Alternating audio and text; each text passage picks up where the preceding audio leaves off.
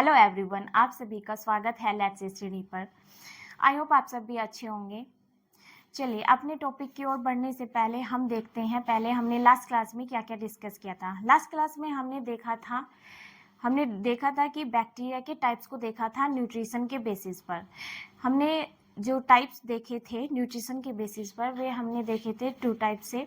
कैसे देखे थे? एक हमने देखा था ऑटोट्रॉफिक बैक्टीरिया, दूसरा हमने डिस्कस किया था हेटरोट्रॉफिक बैक्टीरिया, राइट। तो उसके बाद हमने जो डिस्कस किया था वो किया था हमने बैक्टीरिया का क्लासिफिकेशन।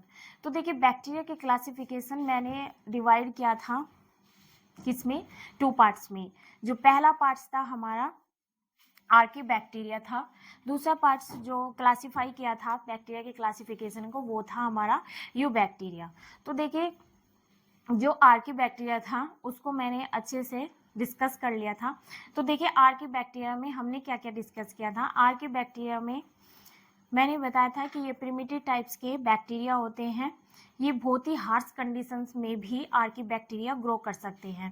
देन मैंने आर्की बैक्टीरिया बताए थे कुछ टाइप्स के, जिसमें से मैंने डिस्कस किया था मिथेनोजेंस बैक्टीरिया को डिस्कस कर लिया था। देन मैंने डिस्कस किया था थर्मो एसिडोफिल्स आर्की बैक्टीरिया को डिस्कस किया था।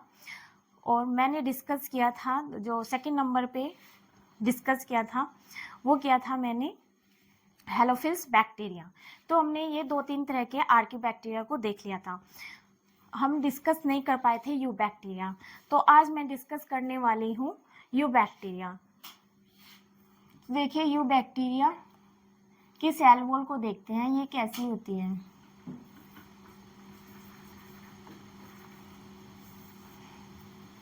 देखिए, यू बैक्टीरिया की जो सेल वॉल है वो रिजिड होती है। रिजिड मीन्स कठोर होती है। और जो रिजिड ये जो सेल वॉल होती है यू बैक्टीरिया की, ये बनी होती है पेप्टाइडो ग्लाइकन्स की। देखिए, पेप्टाइडो को हम ब्रेक करके देखते हैं। पेप्टाइडो ग्लाइकन्स, पेप्टाइडो मीन्स पेप्टाइड बॉन्ड। ये पेप्टाइड बॉन्ड किसके बीच में ये बनते हैं? किसके लिए? Amino acids. अमीनो एसिड्स जो बहुत सारे अमीनो एसिड्स जुड़ करके बनते हैं, उनके बीच में जो बॉन्ड बनता है वो पेप्टाइड बॉन्ड होता है। देखिए, ये पेप्टाइड बॉन्ड इन्हें सपोर्ट करते हैं एक तरीके से। कैसे सपोर्ट करते हैं? देखिए, ग्लाइकन्स का मीनिंग शुगर। ये जो यू बैक्टीरिया की सेल वॉल है पेप्टाइडो ग्लाइकन्स की बनी होती है। पेप्टाइड मीन्स पेप्टाइड बॉन्ड, ग्लाइकन्स यानी शुगर। शुगर के दो मॉलिक्यूल्स यूज होते हैं, नाम एंड नाग। सिर्फ मैं यहाँ पर इनका नाम बता रही हूँ। अभी आगे चैप्टर में हम आने वाले चैप्टर में जब इनका अच्छे से डिस्कशन करेंगे शुगर के बारे में, तब डिस्कस करेंगे। तो देखिए, ये जो नाम और नाग, जो ये शुगर है, इनको सपोर्ट इनका जो सपोर्ट देती है ये पेप्टाइड बॉन्ड सपोर्ट देते हैं। तो हमने अभी देखा ये जो यू बैक्टीरिया की सेल वॉल है ये बनी होती है पेप्टाइडो ग्लाइकन्स की। ये जो यू बैक्टीरिया है ये नॉन मोटाइल भी हो सकते हैं और मोटाइल भी हो सकते हैं। देखिए, यू बैक्टीरिया के भी 2 टाइप्स होते हैं।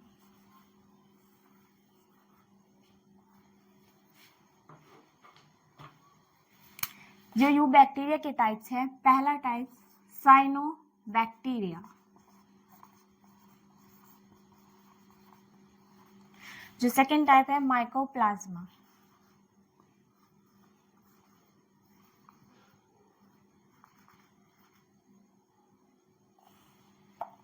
देखिए, ये जो साइनोबैक्टीरिया है पहले हम इसको डिस्कस करेंगे, इसकी कैरेक्टरिस्टिक्स को देखते हैं। साइनोबैक्टीरिया मैंने बताया ये यू बैक्टीरिया की जो सेल वॉल है वो रिजिड होती है। तो बेसिकली इसकी जो साइनोबैक्टीरिया ये इसी का टाइप है, तो इसकी सेल वॉल भी कैसी होगी? रिजिड होगी।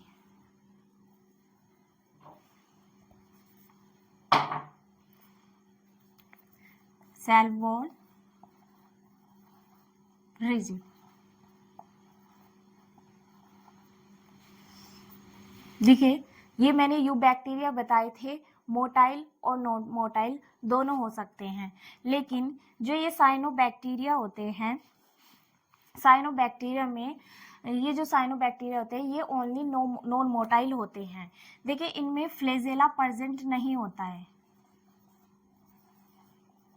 फ्लेजेला का काम ही क्या होता है, मोटिलिटी प्रोवाइड कर, यानी मोटिलिटी को करने में, यानी किसी भी बैक्टीरिया अगर मूवमेंट कर रहा है एक प्लेस से दूसरे प्लेस पर, या खाने के लिए भी बैक्टीरिया में जो भी गति हो रही है वो कौन कराता है, ये फ्लेजेला ही कराते हैं।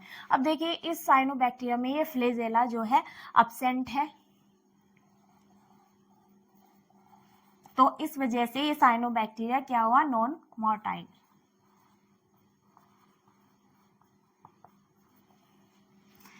नेक्स्ट देखिए, ये जो है साइनोबैक्टीरिया, जितने भी बैक्टीरिया हैं ये सब क्या होते हैं, यूनिसेलुलर होते हैं। तो साइनोबैक्टीरिया भी क्या हुआ, यूनिसेलुलर। देखिए जो साइनोबैक्टीरिया है यूनिसेलुलर है, लेकिन फिर भी ये साइनोबैक्टीरिया कॉलोनी बनाते हैं। तो जो इनकी कॉलोनी बनती है वो फिलामेंटस बनती है। कॉलोनी एक धागे नुमा स्ट्रक्चर में बनती है। कैसे, देखिएगा अभी कॉलोनी फॉर्म बनाते हैं। जो कॉलोनी बनती है वो धागे जैसी फॉर्म में बनती है, और कॉलोनी फॉर्म जो बनती है वो कैसी से होती है, फिलामेंटस।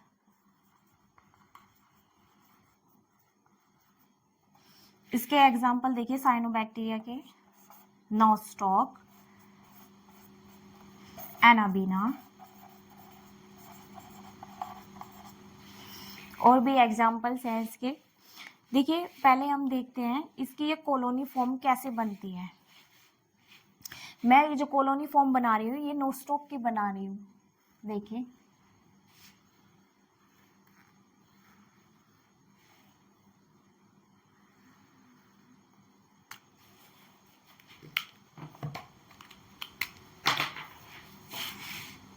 आप देख रहे होंगे मैंने स्टार्टिंग में बनाई ये इस टाइप की सेल्स, बीच में मैंने बनाई ये रेड कलर की।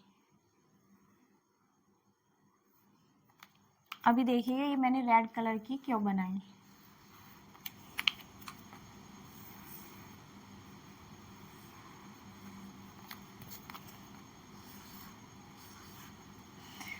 तो देखिए मैंने कॉलोनी कैसे बनाई।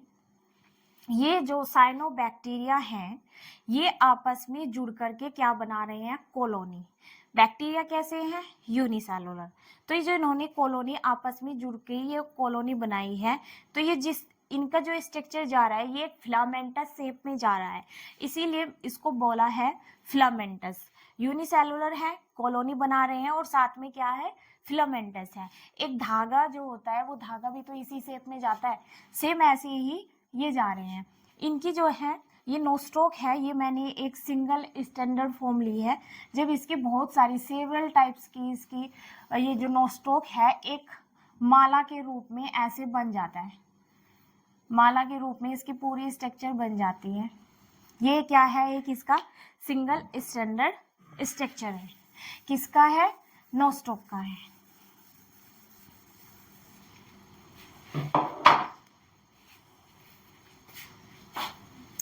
देखिए साथ ही इसकी एक और कैरेक्टरिस्टिक्स देखते हैं। ये जो साइनोबैक्टीरिया हैं ये नाइट्रोजन फिक्सर भी होते हैं, साथ में ये नोस्टॉक एनाबियाना सिम्बायोटिक भी होते हैं। Symbiotic and nitrogen fixer. Nitrogen fixer के बारे में हमने लास्ट क्लास में भी देखा था। वे बैक्टीरिया किसके पास होगा नाइट्रोजन फिक्सर, वे बैक्टीरिया जो सिम्बायोटिक होगी।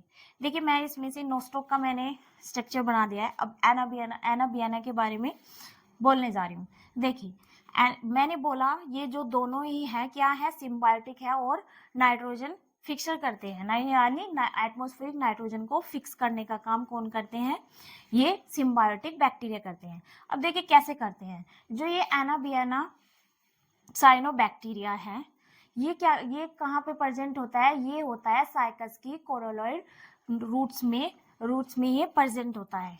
कहाँ पे प्रेजेंट होता है ये, साइकस की कोरेलाइड रूट्स में।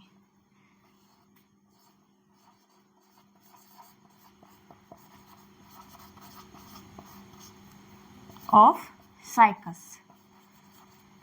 तो सिम्बायोटिक बैक्टीरिया क्या करते हैं, ये अपना खुद का भी फायदा करते हैं और साथ में जिसके साथ रिलेशन कर रहे हैं उसका भी फायदा होता है। देखिए ये क्या है, दूसरा ये नोस्ट्रोक और एनाबियाना जो ये बैक्टीरिया है ये फोटोसिंथेटिक बैक्टीरिया भी हैं।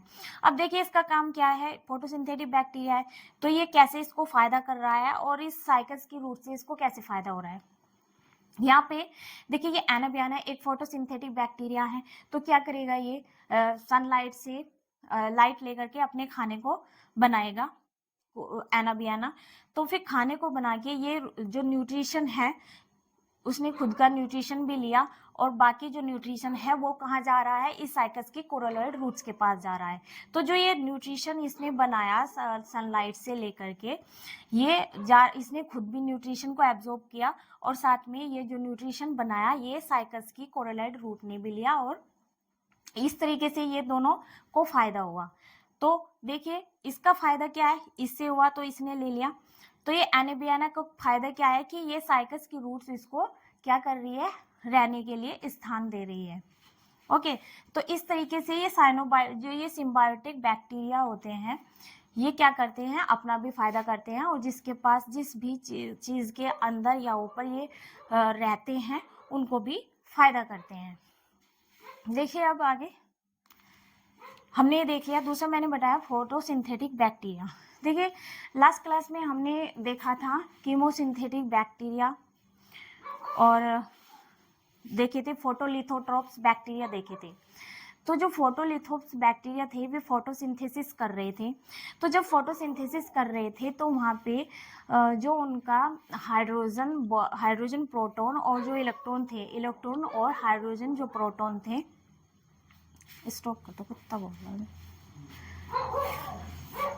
तो देखिए जो ये हमारे इसमें मैंने बोला जो ये फोटोलिथोट्रोप्स बैक्टीरिया थे वे भी फोटोसिंथेसिस कर रहे थे। तो वे किस टाइप से फोटोसिंथेसिस कर रहे थे, वे कर रहे थे एनऑक्सीजेनिक फोटोसिंथेसिस कर रहे थे। मीन्स वहाँ पे जो इलेक्ट्रॉन और प्रोटॉन डोनर था वो क्या था, हाइड्रोजन सल्फाइड था। लेकिन यहाँ पे जो प्रोटॉन डोनर है वो क्या है, वाटर ही है। वाटर, इसलिए यहाँ पर जो फोटोसिंथेसिस हो रहा है वो ऑक्सीजेनिक फोटोसिंथेसिस हो रहा है।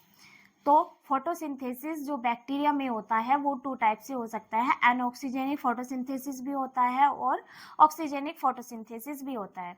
तो देखिए वहाँ पर क्या हो रहा था, एनऑक्सीजेनिक फोटोसिंथेसिस हो रहा था और जो इनके थ्रू ये जो एनाबियाना नोस्ट्रोक है जो फोटोसिंथेसिस कर रहे हैं ये ऑक्सीजेनिक फोटोसिंथेसिस कर रहे हैं। मीन्स वहाँ पर वाटर की स्प्लिटिंग नहीं हो रही थी लेकिन यहाँ पर क्या हो रही है, वाटर की स्प्लिटिंग हो रही है।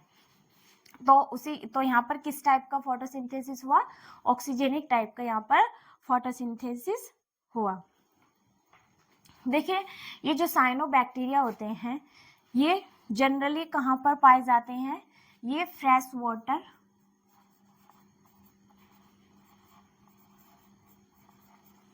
एंड मारीन एंड टेरेस्ट्रियल में भी, टेरेस्ट्रियल पर भी ये ग्रो करते हैं। देखिए टेरेस्ट्रियल में जो बैक्टीरिया ग्रो करते हैं वे नमी वाली जगह पर ज़्यादा ग्रो करते हैं।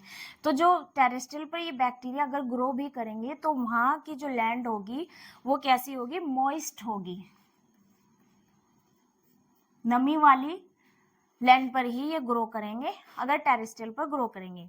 तो देखिए मैंने बोला ये फ्रेश वाटर और मारीन, तो जनरली ये कहाँ पर ग्रो करते हैं, ये करते हैं एक्वाटिक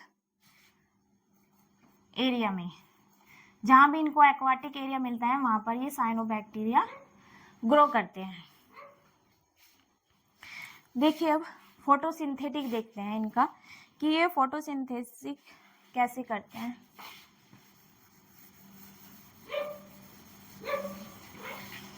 चाहे तो एक स्क्रीनशॉट ले सकते हैं।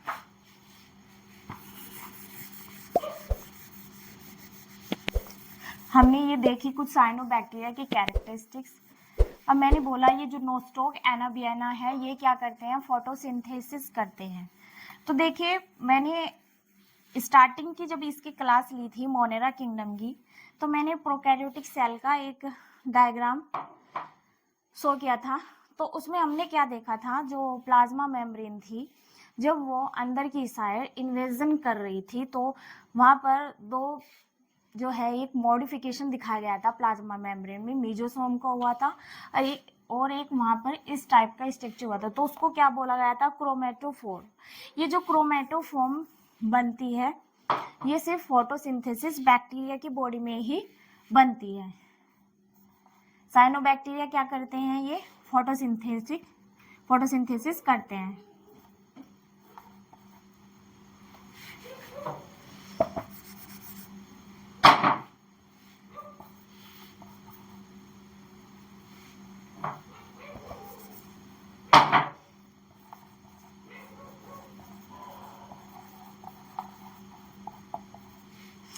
फोटोसिंथेसिस करते हैं तो फोटोसिंथेसिस वाले बैक्टीरिया के पास क्या प्रेजेंट होता है, क्रोमेटोफोर।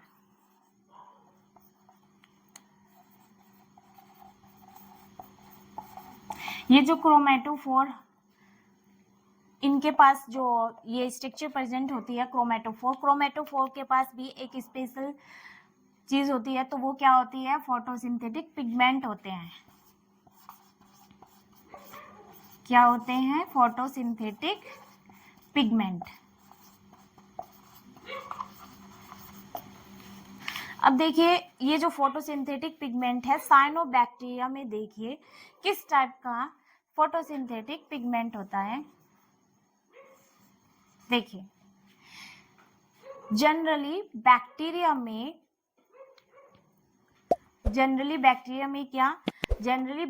में कभी भी क्लोरोफिल ए पिगमेंट को नहीं देखा गया है। ये अकेला साइनोबैक्टीरिया एक ऐसा बैक्टीरिया है जिसके पास क्या होता है, क्लोरोफिल ए।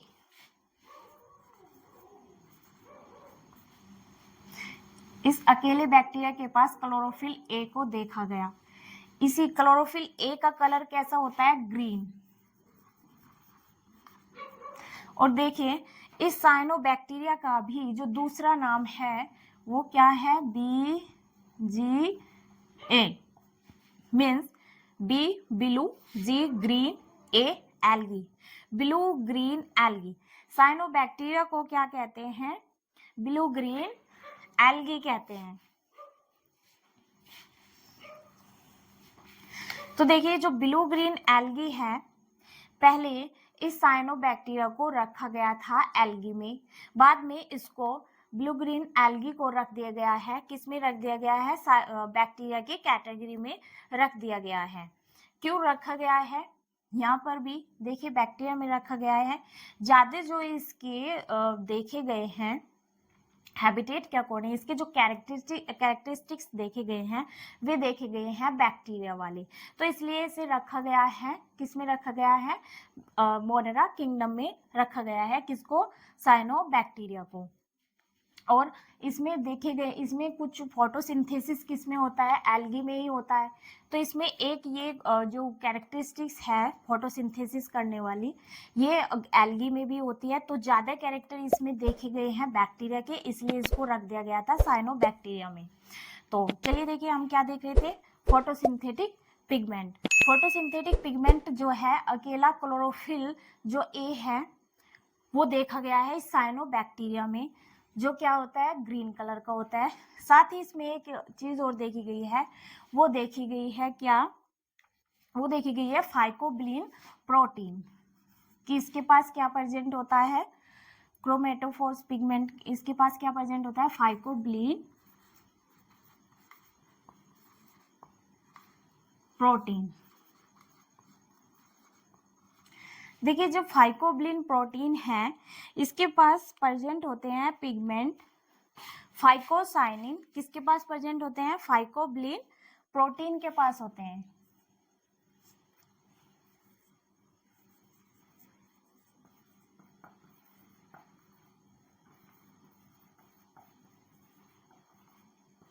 क्या देखे गए हैं, दो तरीके के पिगमेंट, फाइकोसियानिन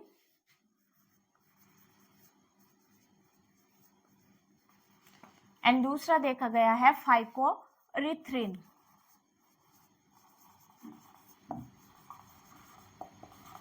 देखिए फाइकोसियानिन का जो कलर है वो ब्लू होता है और जो फाइकोइरिथ्रिन है इसका कलर होता है रेड। देखिए इन सब चीजों को देखते हुए साइनोबैक्टीरिया को ब्लू ग्रीन एल्गी बोला गया है। इसके पास ग्रीन कलर भी है, ये देखा गया है, यहाँ पे ब्लू कलर है और ये रेड कलर भी देखा गया है। तो जनरली ये कहाँ पे ग्रो करते हैं, ये समुद्र में, एक्वाटिक वाले एरिया में ये देखने को मिलते हैं साइनोबैक्टीरिया। कुछ केसेस में ये टेरेस्ट्रियल एरिया में भी देखने को मिलते हैं। ओके, तो ये हमने इसकी कैरेक्टरिस्टिक्स देखी। अब हमने जो एग्जाम्पल भी देखे, नोस्टोक देखा, एनाबियाना को देखा। अब इसके कुछ और एक दो एग्जाम्पल देखते हैं साइनोबैक्टीरिया के।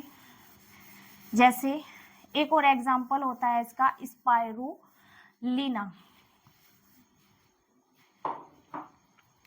देखिए जो स्पाइरुलिना साइनोबैक्टीरिया है, क्या है स्पाइरुलिना भी एक साइनोबैक्टीरिया ही है।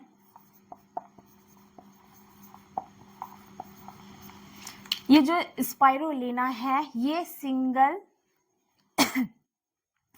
क्या है, ये स्पाइरुलिना सिंगल सेल प्रोटीन, एक सिंगल सेल प्रोटीन है ये।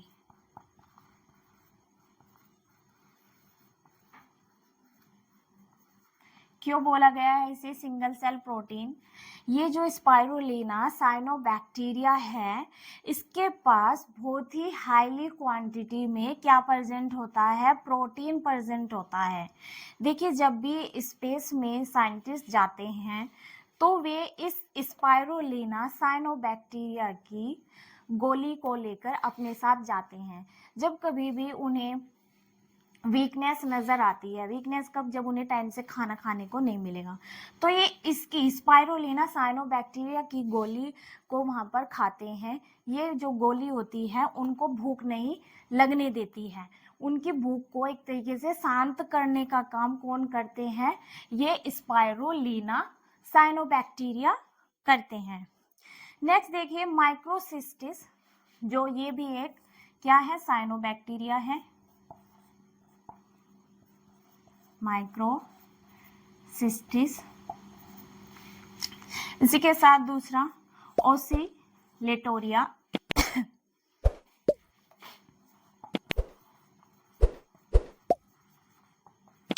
ये जो माइक्रोसिस्टिस और ओसिलेटोरिया जो ये साइनोबैक्टीरिया है, ये बैक्टीरिया को कहाँ देखा गया है, ये जो माइक्रोसिस्टिस और ओसिलेटोरिया साइनोबैक्टीरिया है ये देखे गए हैं कि ज़्यादा मारीन एरिया में या पॉन्ड वगैरह में, जो बड़े बड़े पॉन्ड होते हैं, वाइल्ड जो जंगल होते हैं वहाँ पर जो पॉन्ड होता है वहाँ पर भी मतलब इनको देखने को देखा गया है।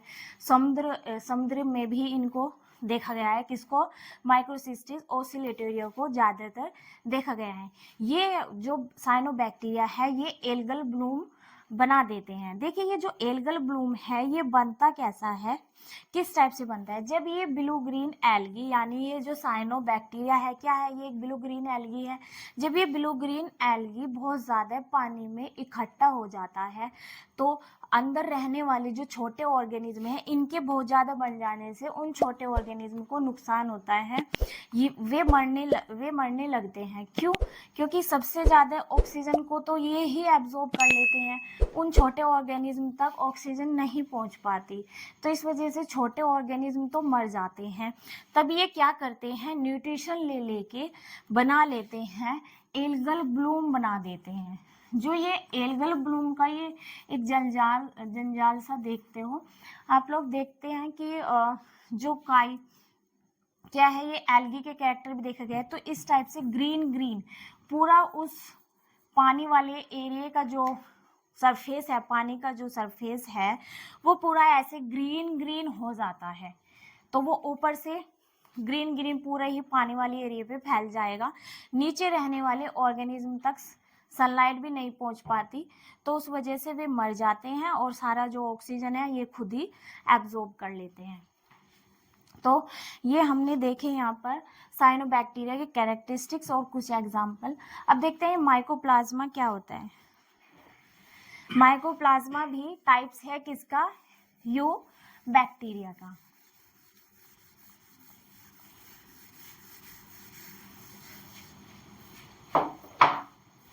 देखिए ये जो माइकोप्लाज्मा है इसकी जो एक एवरेज रेंज है वो होती है 0.3 माइक्रोमीटर, एक एवरेज रेंज।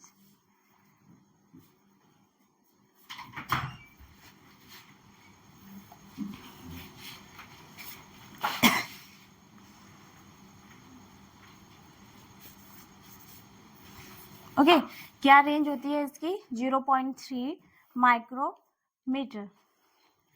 अब देखिए इसकी सेल वॉल को देखते हैं। इसकी ये जो है माइकोप्लाज्मा माइकोप्लाज्मा जो होता है इसके पास सेल वॉल एब्सेंट होती है। इसमें देखिए ये स्पेशल कैरेक्टरिस्टिक्स है माइकोप्लाज्मा का, यानी बैक्टीरिया के अंदर ये जो माइकोप्लाज्मा है इसके पास ही अकेले के पास जो है नहीं देखी गई है क्या, सेल वॉल। अदरवाइज सभी बैक्टीरियाज के पास, जितने भी टाइप्स के बैक्टीरिया हैं उनके पास सेल वॉल प्रेजेंट होती है, लेकिन इस माइकोप्लाज्मा के पास सेल वॉल एब्सेंट होती है। दूसरा देखिए इसके पास फ्लैजेला भी एब्सेंट होता है।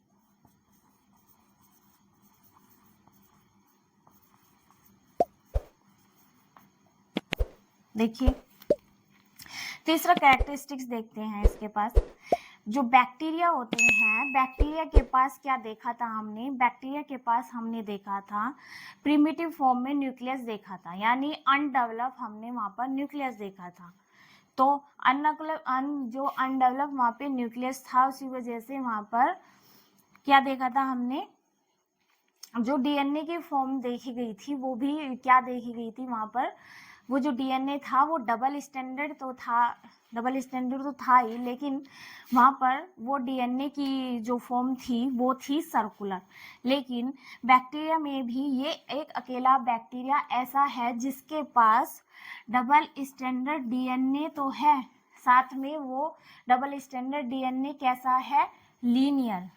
जो एक वेल डेवलप यूकैरियोटिक सेल के पास होता है डबल स्टैंडर्ड और लीनियर डीएनए होता है, वो एक वेल डेवलप यूकैरियोटिक सेल के पास होता है। लेकिन ये जो माइकोप्लाज्मा है इसके पास भी देखा गया है क्या, डबल स्टैंडर्ड लीनियर डीएनए। साथ ही ये जो माइकोप्लाज्मा बैक्टीरिया है ये कैसा ऑर्गेनिज्म है, ये स्मॉलेस्ट ऑर्गेनिज्म है, सबसे छोटा लिविंग ऑर्गेनिज्म। जितने भी अर्थ पर लिविंग ऑर्गेनिज्म हैं उन सभी लिविंग ऑर्गेनिज्म में ये बैक्टीरिया देखा गया है सबसे छोटे साइज का, smallest living organism. Smallest living organism तो है ही, दूसरा इसको कहते हैं जोकर ऑफ प्लांट किंगडम। देखिए इसे जोकर्स ऑफ प्लांट किंगडम क्यों कहते हैं, क्योंकि इसके पास प्लूमॉर्फिक ऑर्गेनिज्म देखा गया है। ये प्लूमॉर्फिक ऑर्गेनिज्म है, यानी ये अपनी शेप्स को एनवायरमेंट के अकॉर्डिंग चेंज करता रहता है, इस वजह से इसको बोला गया है जोकर ऑफ प्लांट किंगडम।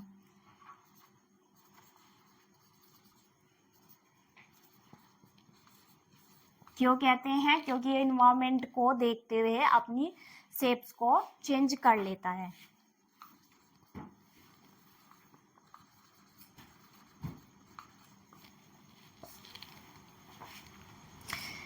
तो ये देखा हमने इसमें। दूसरा इसमें देखिए एक स्पेशल इसका कैरेक्टरिस्टिक्स भी होता है, और वो देखिए क्या होता है। हमने क्या देखा, इस माइकोप्लाज्मा के पास क्या एब्सेंट थी, सेल वॉल एब्सेंट थी।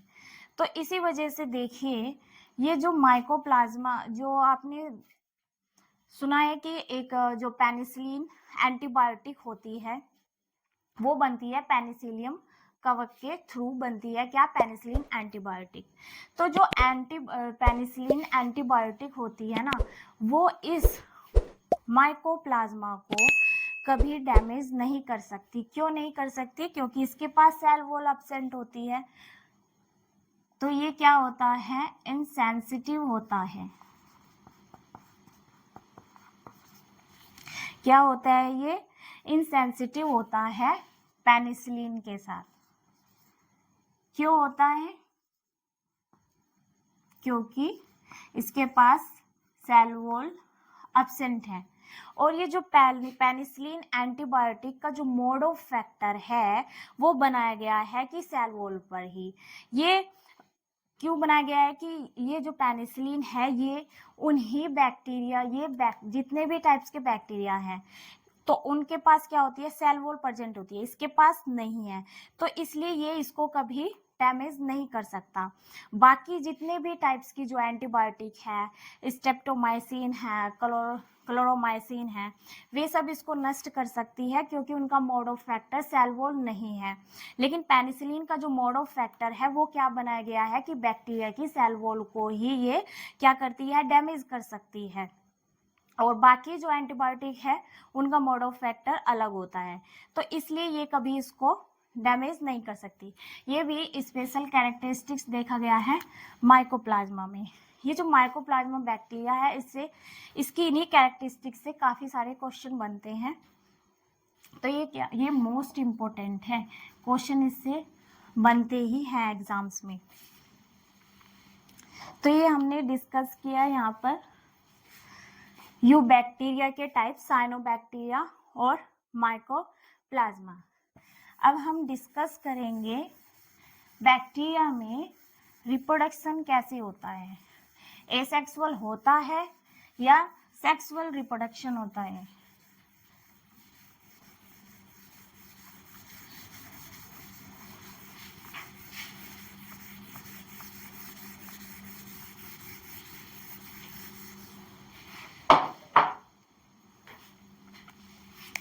रिप्रोडक्शन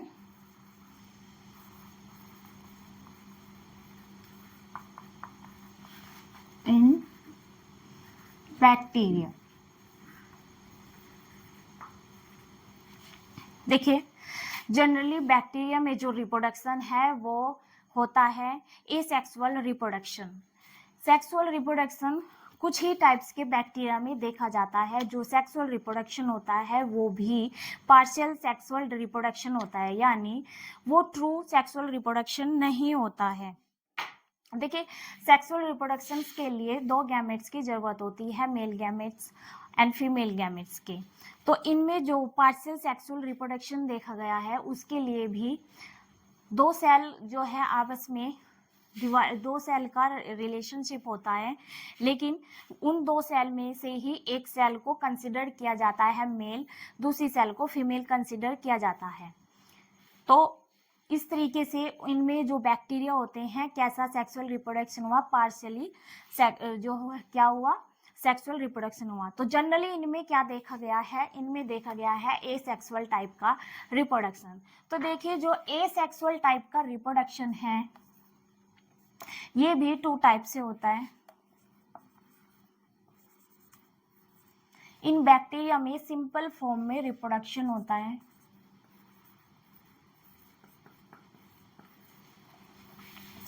देखिए जो एसेक्सुअल रिप्रोडक्शन होता है वो होता है बाइनरी फिशन द्वारा।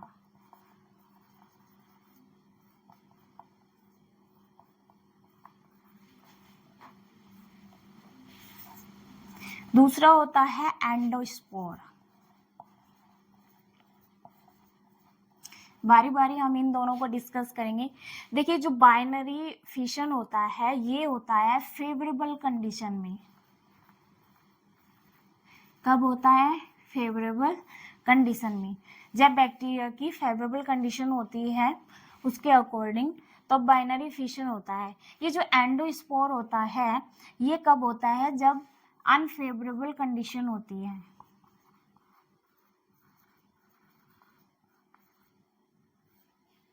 देखिए बैक्टीरिया के लिए ये जो मैंने बैक्टीरिया के लिए अनफेवरेबल कंडीशन बोली है, ये अनफेवरेबल कंडीशन कब देखी गई है।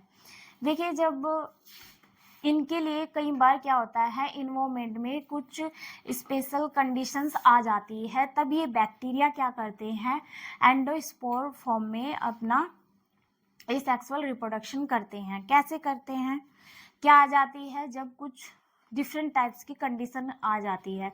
तो देखिए वे डिफरेंट टाइप्स की कंडीशंस क्या होती हैं, इन्वायरमेंट में जब ज़्यादा ओला पाला या ज़्यादा बारिश हो जाती है, कोहरा पड़ जाता है, या अदर और भी सिचुएशंस ऐसी होती है इनके अलावा, कि ये जो बैक्टीरिया होते हैं ये क्या करते हैं, अपने चारों ओर बैक्टीरिया खुद को एंडोस्पर्म फॉर्म में एक लंबे टाइम के लिए स्लीपिंग पे चले जाते हैं, यानी सोने की फॉर्म में ये रह जाते हैं। तो इसी फॉर्म को एंडोस्पोर बोला गया है। मीन्स जब इन बैक्टीरिया के लिए अनफेवरेबल कंडीशन होती है तो ये एंडोस्पोर फॉर्म में अपने बैक्टीरिया अपने चारों ओर क्या कर लेते हैं, एंडोस्पोर बना लेते हैं। ये एंडोस्पोर की भी 3 से 4 लेयर होती हैं। पहले देखते हैं हम बाइनरी फिशन। ये जो बाइनरी फिशन है ये फेवरेबल कंडीशन में होता है। तो देखिए ये बाइनरी फिशन को देखते हैं हम पहले कैसे होता है। देखिए ये जो मैंने बनाया ये बैक्टीरिया का एक डायग्राम है।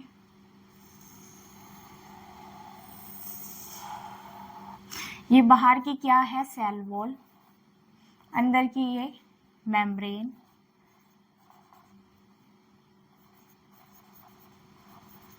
इस मेम्ब्रेन में क्या भरा हुआ है, लिक्विड। इस लिक्विड को क्या कहते हैं, साइटोप्लाज्म।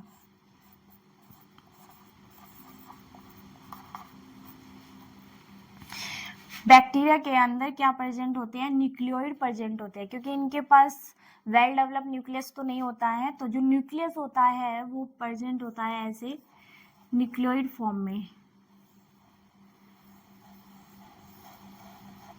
ये क्या है, एक पेरेंट सेल है। जब ये पेरेंट सेल डिवाइड करती है, डिवाइड कैसे करेगी, डीएनए इसका रेप्लिकेट करेगा। जब इसमें रेप्लिकेशन होता है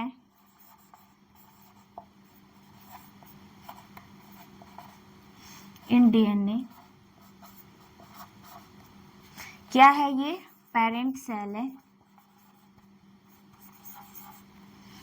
तो ये जब डिवाइड करें, यानी बैक्टीरिया जब डिवाइड करती है उसी फॉर्म को बोलते हैं रेप्लिकेशन। क्या डिवाइड कर रहा है, ये डीएनए रेप्लिकेट कर रहा है, किसका, इस पेरेंट सेल का। देखिए इसके बाद जो फॉर्म बनती है इसकी, जब ये डीएनए रेप्लिकेट होता है तो इसकी लंबी स्ट्रक्चर बन जाती है पेरेंट सेल की।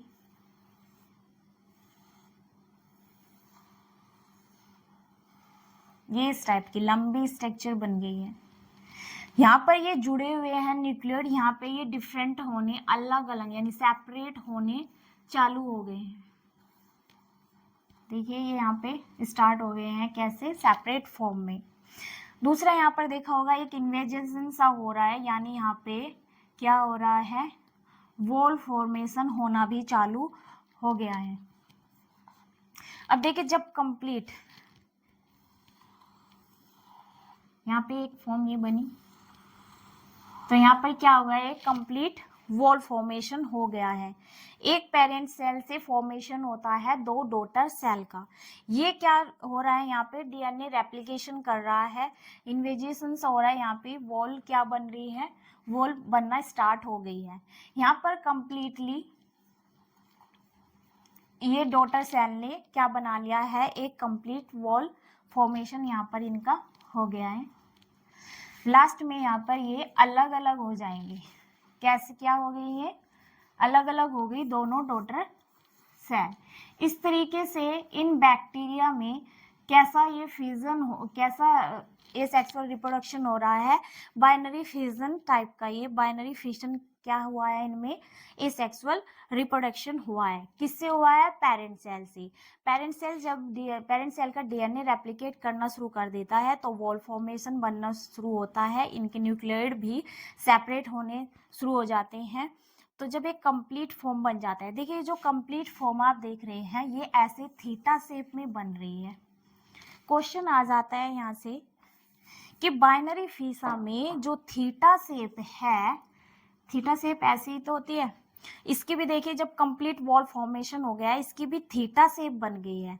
तो जब daughter cell complete formation wall formation कर लेती है तब इसे ही थीटा फॉर्मेशन भी बोलते हैं, इसकी इस स्टेज को, किसकी, बैक्टीरिया की, राइट।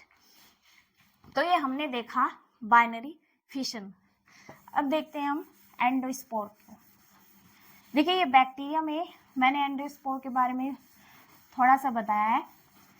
अब देखिए कंप्लीटली देखते हैं ये एंडोस्पोर कौन कौन सी लेयर बनाते हैं, ऐसी क्या कैसी इन लेयर्स के पास क्या चीज़ होती है कि इन बैक्टीरिया को अगर गर्म इन्वायरमेंट में रख दिया जाए तब भी ये बैक्टीरिया डैमेज नहीं हो पाते हैं, अगर इनको किसी ठंडी वाले इलाके में रख दिया जाए तब भी ये डैमेज नहीं हो पाते हैं।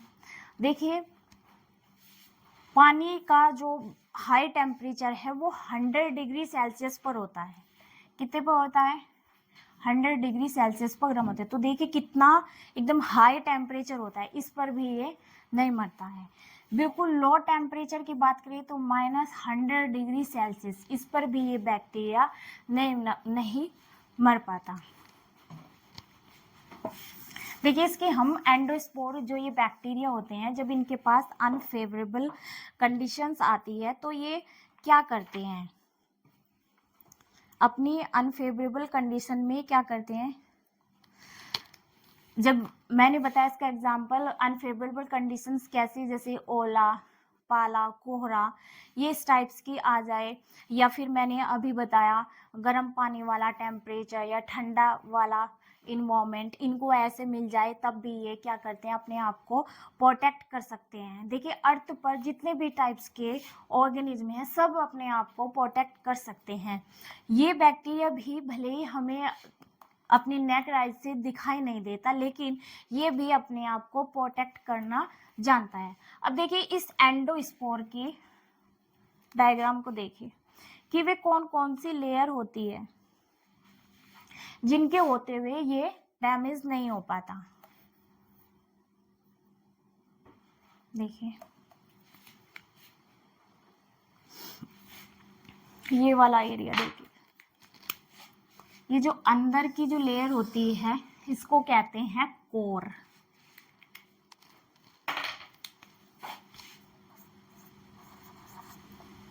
इसके बाहर की ये जो लेयर इससे अटैच है यहाँ पर, इस अटैच लेयर को क्या कहते हैं, इस अटैच लेयर को कहते हैं इनर मेम्ब्रेन, और जो अंदर वाला एरिया है इसको कहते हैं कोर। ये जो ग्रीन वाली जो लेयर है ये क्या है, कोर वॉल। इस कोर एरिया की वॉल को क्या कहते हैं, कोर वॉल। ये जो ब्लैक वाली लेयर है इसको कहते हैं इनर मेम्ब्रेन।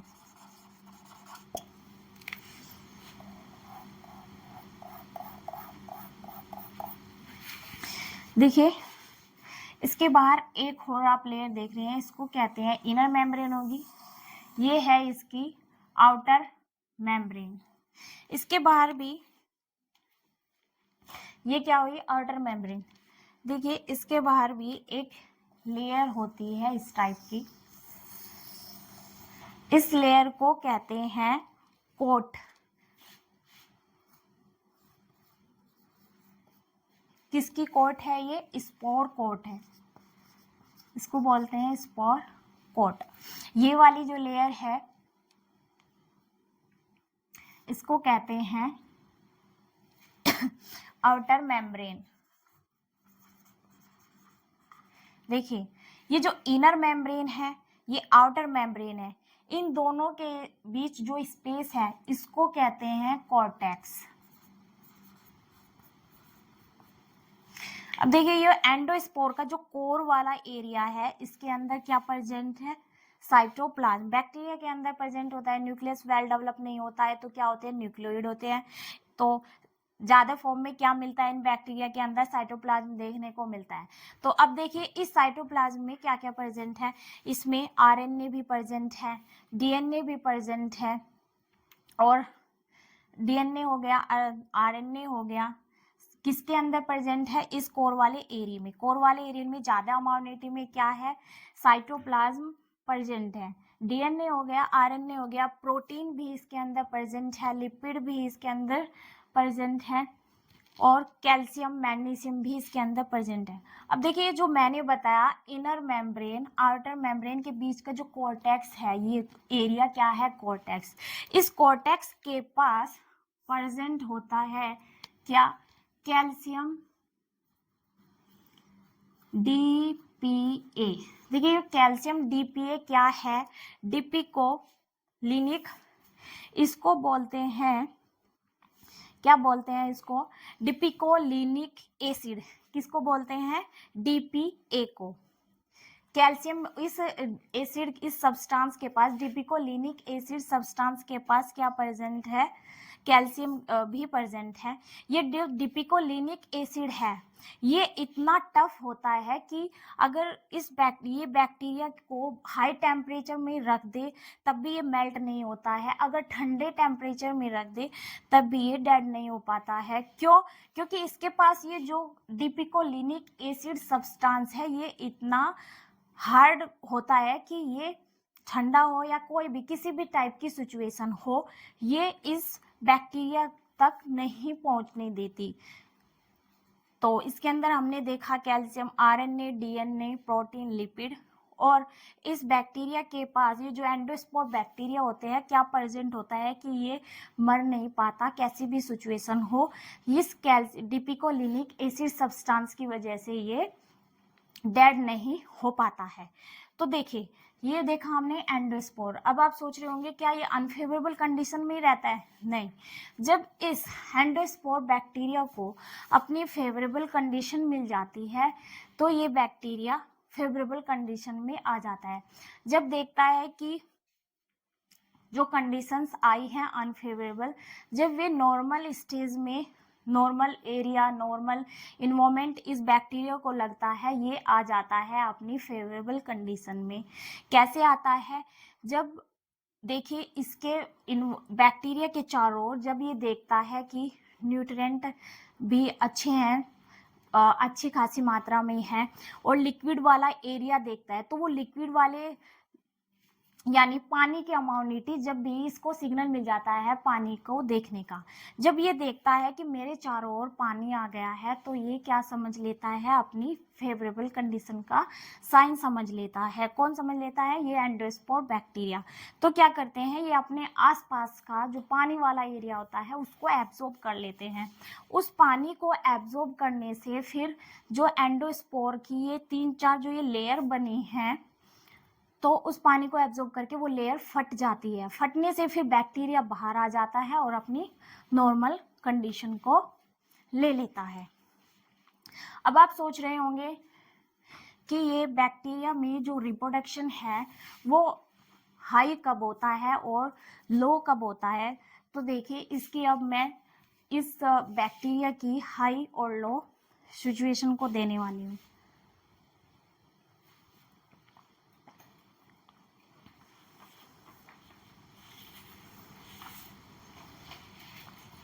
चल रही है क्या? देखिए इस बैक्टीरिया की हम देखते हैं रिप्रोडक्शन की रेट को देखते हैं, हाई कब होती है और लो कब होती है। हमने आज ये देख लिए है बैक्टीरिया के रिप्रोडक्शन में, हमने एसेक्सुअल टाइप के रिप्रोडक्शन को देख लिया है। अब हम रिप्रोडक्शन की हाई रेट और लो रेट देखते हैं बैक्टीरिया में कब होती है, क्यों होती है। देखिए रिप्रोडक्शन में जो हाई रेट होती है,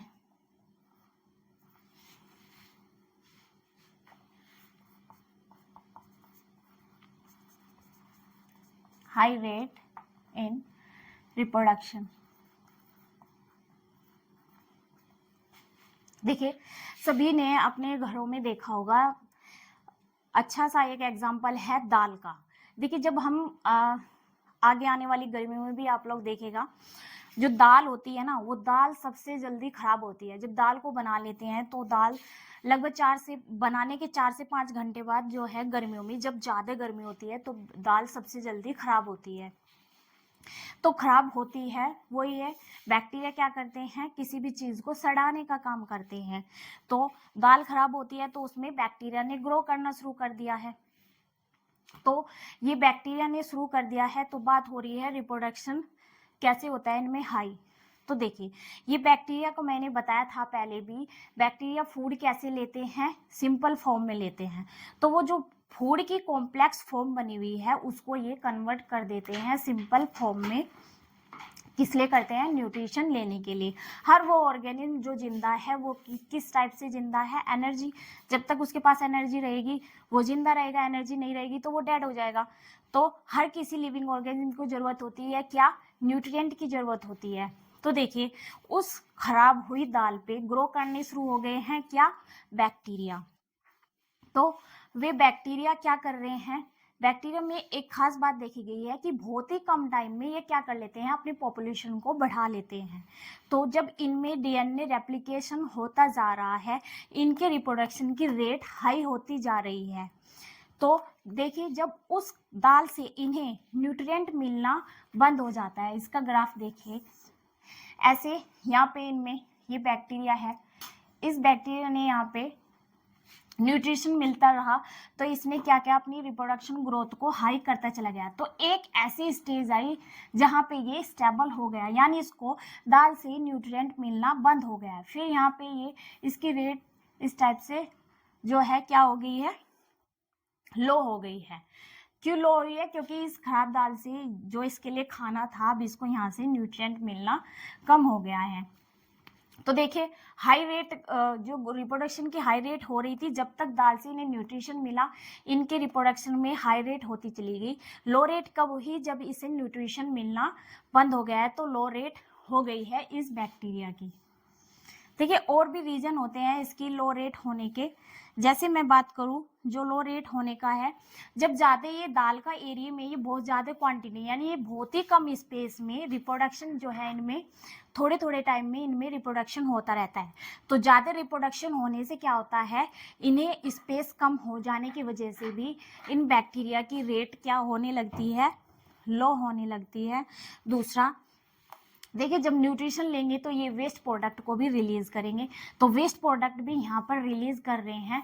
तो इनके वेस्ट प्रोडक्ट के एक्यूमुलेशन यानी इकट्ठा हो जाने से भी इनकी डेथ हो जाती है, अपने ही इन बैक्टीरिया के द्वारा ही खुद एक्सक्रीट किया हुआ जो वेस्ट मटेरियल है उसके नीचे दब करके ये मर जाते हैं। दूसरा देखिए इस धरती पर जितने भी टाइप्स के लिविंग ऑर्गेनिज्म आए हैं या है, हम भी एक लिविंग ऑर्गेनिज्म है, बैक्टीरिया भी सबसे छोटा लिविंग ऑर्गेनिज्म है, मरेगा ये भी। अब इसको जो मारने का काम करते हैं जो मैंने देखे ये है। दूसरा इसको जो मारता है बैक्टीरिया को वो मारता है बैक्टीरियोफाज।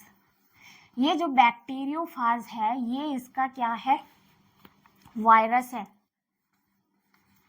तो ये जो बैक्टीरियोफाज है ये ही इस वायरस, इस बैक्टीरिया को मारने का काम करते हैं। जब ये बैक्टीरियोफाज इन बैक्टीरिया की बॉडी में एंटर कर जाते हैं तो बहुत ज़्यादा क्वांटिटी में एंटर करने से इन बैक्टीरिया को इन्फेक्शन कर देते हैं, जिस वजह से इन बैक्टीरिया की भी डेथ हो जाती है। तो ये है इसकी रिप्रोडक्शन की हाई रेट को देखा हमने, लो रेट को देखा कैसे होती है। तो चलिए फिर आज के लिए इतना ही रखते हैं। अगर आपको ये वीडियो अच्छा लगे तो इसे बहुत ज़्यादा से ज़्यादा शेयर करें, लाइक करें। अगर आपको ऐसी ही वीडियो चाहिए तो उसके लिए चैनल को सब्सक्राइब करें। Thank you so much.